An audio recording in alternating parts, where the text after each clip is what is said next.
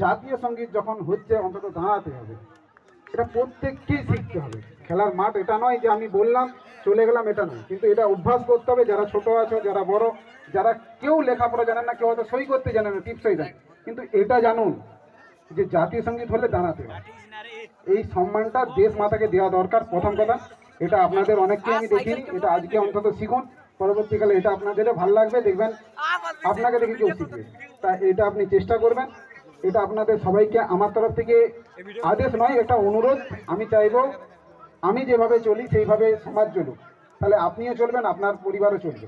তাই এই জিনিসটাকে মেনে চলুন এবং পাশাপাশি সুরক্ষিত থাকবেন সবসময়। কোনো রকম ওটিপি বা কোনো রকম ফ্রডের ফাঁদে পা দেবেন না। আমরা আছি, দেখছেন আমরা অনেক রকম পরিশ্রম করি। এই খেলাটা দেখবো বলে আমি হয়তো আজকে দুদিন ধরে কলকাতায় গিয়েছিলাম, আসতে পারিনি, এসেছি এখনও ঘুমাইনি, কিন্তু শুধু খেলাটা দেখবো বলে, তাই খেলা দেখতে এসেছি। খেলা খুব ভালো হয়েছে এবং প্রত্যেকটি কর্মকর্তাকে আমার তরফ থেকে ধন্যবাদ এবং শুভেচ্ছা জানাচ্ছি। ভবিষ্যতে এটা আরও ভালোভাবে এগিয়ে চলুক।